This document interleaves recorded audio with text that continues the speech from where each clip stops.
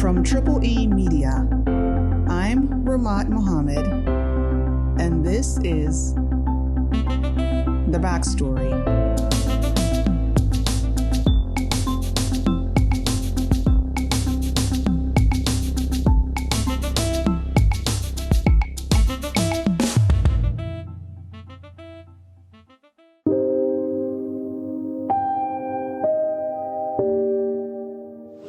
Hello YouTube, welcome back to my channel.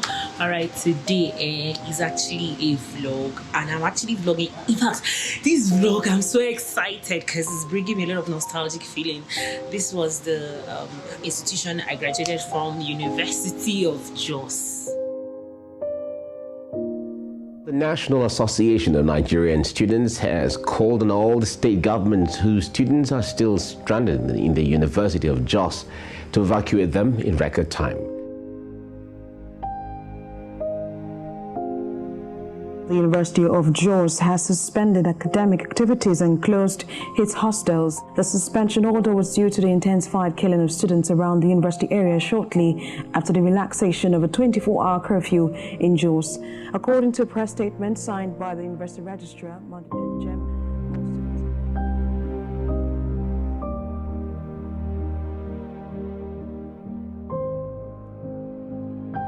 As most of you know, Plateau State, specifically Jos and about 3 local governments surrounding Jos, have been under some kind of curfew since August 14. On August 14, about 25 travelers were killed as they made their way from Bauchi State to Ondo State. They were passing through Rukuba when they were attacked. Rukuba is an area in Jos North local government, and it's about 14 minutes southwest from University of Jos, that's UniJos. It's exam period at UniJos, and that day, Esther, which is not her real name, she spent the day reading in the cafeteria. Esther is a 200-level student studying mathematics. It's a Saturday, so she didn't have any exams that day. And what you're about to hear is her own account of what she experienced starting that evening after she got back home to her apartment. There are a lot of areas where people just built self-contained houses for students. So we have Ring Road, Rousseau, Faringada. Those are the 3 main areas where students stay. But then all the others stay in the other hostels. Zion Hostel, Naraguta Hostel, PG, and then Abuja. Esther lives in one of these off-campus apartments not far from Village Hostel. And Village Hostel is one of the main campus hostel sites. Village Hostel is actually connected to the permanent site. So for students staying there, they just easily walk to their lecture halls. But for those of us in main camp, we either take a shuttle or a keke to school daily. That's 50 naira going, and then 50 back on a daily basis. That Saturday, it was a normal day for Esther and the other students on campus. Things were quite normal. It was just a normal day for all the students, just going about activities.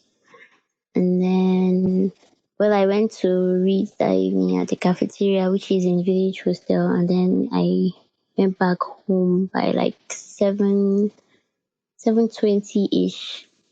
And then, I just got in my room and then wanted to start up dinner. And then, it was quiet for a while, and then all of a sudden, just started hearing people screaming and then gunshots. I was quite confused. My first impulse was to put off my light and just go outside and find out what's happening.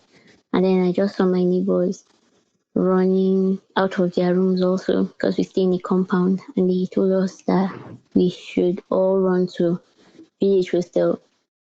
Oftentimes during a crisis, the university grounds are the safest places to be. University grounds have gates surrounding the buildings, so it's not unusual that Esther and her neighbors left their apartments and ran to Village Hostel. So we ran there, and a lot of students were panicking. There was just chaos and gunshots everywhere. Then, boys were coming out with whatever they could, sticks and knives and whatever, in an attempt to try to defend themselves. So the place was just in chaos for a while, but almost all of us were in village hostel on the streets. They told all of us to stay there, well, just in case we'd all be together and would know what was happening. We reviewed the newspapers to try to find reports of shootings that happened that day around the campus, but we couldn't find any mention of it in the dailies. Maybe because that particular night, according to Esther, no student died, and the state didn't report any student deaths that day, but we do know security forces were sent onto the campus. After like an hour of the shootings, soldiers came into the school, I think on bikes, like 8 to 10 of them. And then they went into Rousseau and well, we just kept on hearing shots firing. And then after a while, it grew quiet. Then they came out. They told us that we weren't the only hostel under attack, and well, there weren't many of them. So they had to go and patrol the other hostel, I think Naraguta. The soldiers left Village Hostel to the Naraguta Hostel, which is about 10 minutes away. The fence at the Naraguta side was broken, so the risks on that side were higher. So everybody was trying to be calm, but well, as usual, people were panicking and girls were just shouting. And then after a while, the hostel governor called all of us. He just told us to find a place to stay in the hostel for those of us staying in Rousseau. But then I didn't really have any friends that I could stay with, and I wasn't really comfortable with the whole idea. So I actually went back to my apartment that evening. There were very, very few people. Just walked in and locked everywhere and put out the lights, and I don't think I slept that night. That night, Esther did not sleep. All night she was getting calls from her family and friends who were checking up on her and making plans to evacuate her the next morning. So my dad arranged with me to come pick me up at Angola. That's like 17 naira from where I stay. Told me to take a keke in the morning to bring me there, and then he was going to come pick me up. So early the next morning, Esther set out to find the keke. That's the commercial tricycle. I think I went out of the gate. My friend helped me hold a few things, and then we were trying to get a keke, but there were very few, and then none of them was going towards that area. So I was now beginning to wonder, this one and none of them is actually going there. Hope everything is actually okay. The area where Esther's father told her to meet him is the same area where the travelers were killed. So it wasn't surprising when none of the keke drivers wanted to go in that direction. But then I finally got one. My dad's instruction was that I should take one alone. I should take a drop. But the guy had like 2 other people inside. And then I was like, he's the only one I got. But then again, my dad told me this, so I'd rather just listen. Just told the guy to go. And it was actually only about 5 days later that the Guardian reported the death of a 100-level student. The student was stabbed in a keke on his way to the campus. So Esther continued to wait for another keke. And then while we're still standing there, just like 3 minutes later, just saw people started running from the Ferengada axis. And then we started hearing gunshots again. The Ferengada axis is where Village Hostel is, where the students are. And cars were just speeding by because there were a lot of parks there. So cars at the park were just speeding by, and then the security at the gate signaled all of us standing there to come back inside the hostel. So the shootings were actually worse than the ones that happened the previous night. And then those that weren't able to get into the hostel in time were killed. We have confirmed based on a report from The Guardian that on that day, the 15th, there were attacks in Ferengada and other parts of the city, just like Esther said. But in the moment, Esther didn't really know what was going on. And we were just standing outside, wondering what was going on. And then we started hearing news that they actually went towards the Naraguta axis again, and students were being killed there. Newspapers had actually not really started reporting student deaths until a few days later. The first reports that we saw came on the 20th of August. 4 students were reported dead, including the one who was stabbed in the keke, and several others were either missing or injured. And that day, Sunday, even though Esther and her friends didn't have specific information on who died, they were hearing that students were among the dead, and they started to panic. Last Sunday, the gunshots lasted for like 2-3 hours. So we were all just panicking, and my dad just told me to stay back. So we just stayed put and tried to be as calm as possible. But then we were getting reports that actually students actually died, so it was a bit unsettling for most of us. Meanwhile, Esther's parents were doing everything they could to get her back home. And then I think by 3 p.m. or so, my uncle that's in the military came to pick me up, and so I was able to get home. But then I kept correspondence with those in the hostels, and the next, I think on Tuesday, they began to send buses to come and pick people up with escorts. So students were actually being able to evacuate students from the hostel area. We know that starting Monday the 16th, state governments were sending security forces to evacuate the indigents of their state. For example, by August 20th, Kaduna State evacuated all 87 of their indigents from UniJos. When we interviewed Esther, she was safe at home, and we discussed the impact of these events on her and her friends. We'll play that part of the interview for you now. What were some of the thoughts that were running through your head? Well, crazy things. I just imagined like seeing someone at my window pointing a gun at me or something. It was just crazy. I was just ready to run again if need be.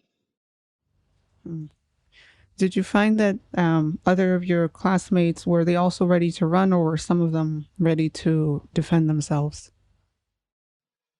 Well, most of the boys were talking about defending themselves, but then, well, we were just concerned about preserving our lives and running if we had to. Did you know any of the students that died? Yes, just one. Not personally, but we attended the same secondary school, and we just talked a little on Facebook. So right now, all of the students have been evacuated? Yes. Okay, so everybody is home. Yes. And are you guys communicating with each other on WhatsApp? Yes, we are. So what's the general conversations like? What are you guys discussing? Are you trying to figure out what happened, or are you just trying to console each other? What are your discussions like? Well, most people are fearful. People are talking about transferring and leaving the university to go to another one. Some are, well, it's maybe funny, but some are actually talking about dropping out and just chasing business because it looks like coming to school, they aren't safe and other things like that. What about you? You're studying mathematics. What were you hoping to Yes. do with your math degree? Nothing. So, was mathematics your choice, or did you just have to do it? I just had to do it. If you could choose what to study, what would you choose? Electrical engineering. Okay. You think that's more passion? You have more passion for that? Yes, I do. Okay. So now what do you think? Do you think you want to continue with school, or do you also want to stop and do business? Well, my parents would kill me. I have to finish school. Good. Do you think you'll transfer or do you think you'll go back to Jos? I'll go back to Jos. I've been here almost all my life, so. Is this the first time you've experienced something like this? No. Okay. When was the last time you experienced this? 2008, and then in Kaduna, 2018, I think, yes, 2018. Okay. So, but you experienced Jos in 2008. But you must have been in what, primary or secondary school at that point? Which? It's primary. You were in primary, yeah? Do you remember? Yes, I was just me and my immediate elder sister in primary school by then. I think she was in primary 5 when I was in primary 3. And we were in school that day, and they just called us out for an emergency assembly, and then they told us that we had to go back home because it wasn't safe. So we couldn't get to our parents at that point, and we didn't have lockers in school, so we literally had to carry heavy bags to and from school every time, and our house was quite far. But then, my sister, she was brave and she just came to my class. She took my hand. She actually carried my bag also with hers. And then we were running home. And along the way, I think we met our mom coming to pick us up. Comparing the memories from that time till now, is there anything different that you're feeling now that you're a bit older? Well, then not so much happened around me. We just kept on hearing news and then the curfew. But I think this is the first time that I've actually been in the midst of it while it's happening and everything. So I don't know, it's a bit unsettling now. Then I just knew that crisis was going on and it wasn't safe, and you just had to stay home and keep your head down and everything. Why do you think it's a bit more unsettling now? Well, it's quite hard seeing that you were literally talking to someone today and you're gone tomorrow, and it's literally for no reason at all, just because, I don't know, it just makes you think, this could be me, and I'm no more today. I'm just here today, and I may be breathing my last tomorrow. How do you think that changes the way your life is going to go moving forward? I think it's making me take everything important, like take everything a little bit more importantly, like spending those little moments with my family, even like the ones that I'm not so happy about, but at least we're there for the meantime, and like we have each other. And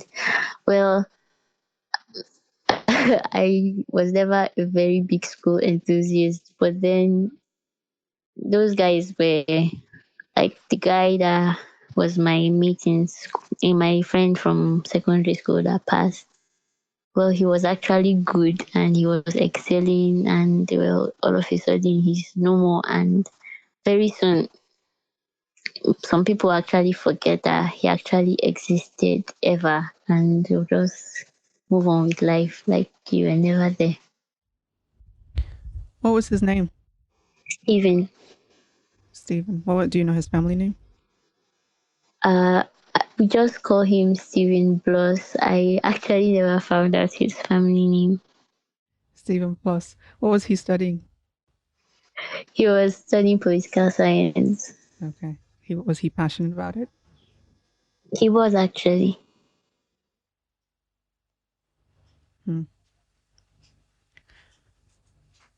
So now you're at home. Your parents are obviously happy to have you home. How are they feeling? Well, my my mom has been saying that that going to school from home because she doesn't trust the hostels anymore. And well, she has just for the first few days that I was home, she just kept on lamenting. I think she was trying to put herself in the shoes of the parents that lost their children because she just kept on saying that you sent your child to school and they are bringing back a corpse for you.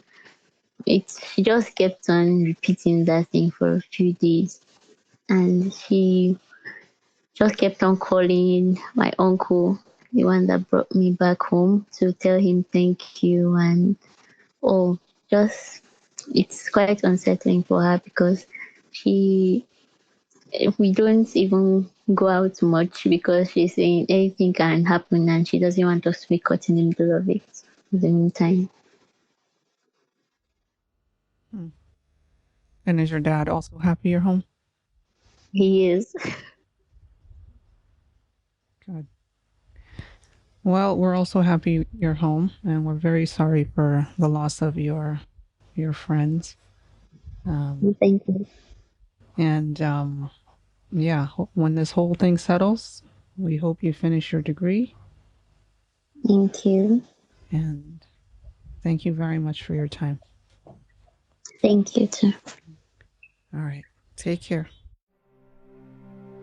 As of today, the government has yet to release the full list of students who died, and we know that some UniJos staff are missing as well.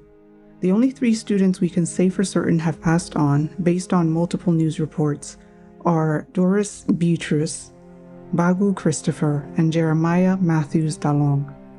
May their souls rest in peace.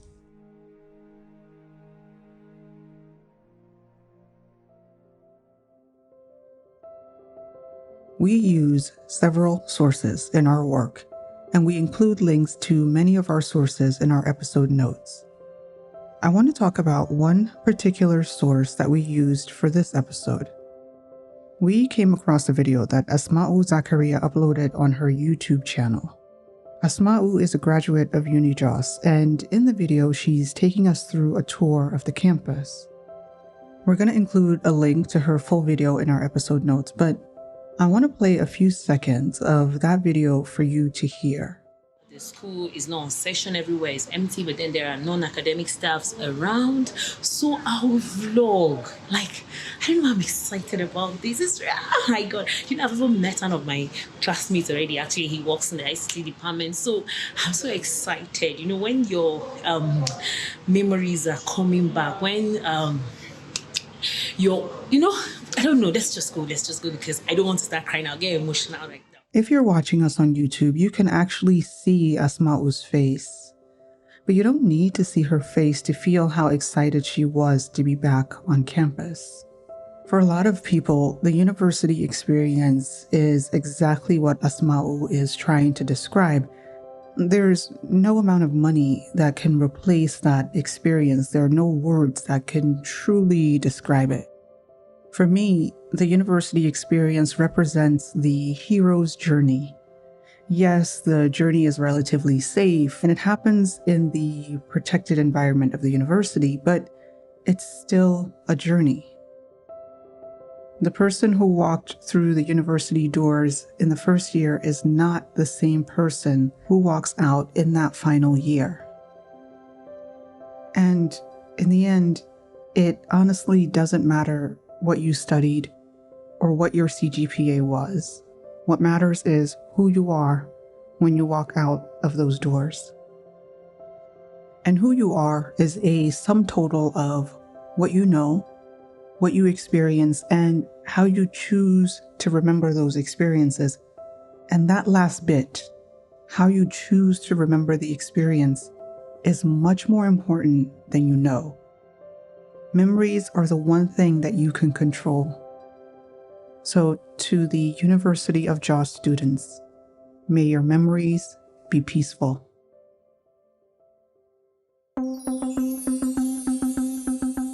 The Backstory is brought to you by EE Media Productions. Production copyright 2021 EE Media Productions. If you enjoyed this episode of The Backstory and want to hear more, subscribe to our 234 Audio YouTube channel. Episodes of this podcast and our other podcasts can also be found on our website, 234audio.com, as well as Apple Podcasts, Google Podcasts, TuneIn Radio, Spotify, and wherever you get your podcasts.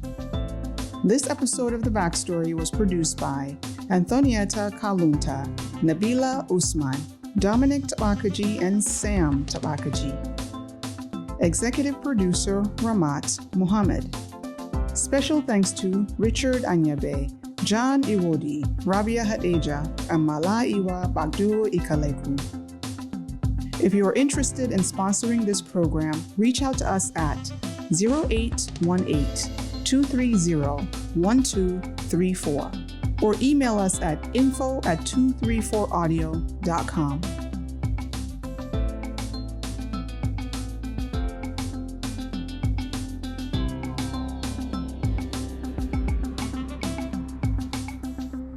I'm Rahmat Muhammad. See you next week.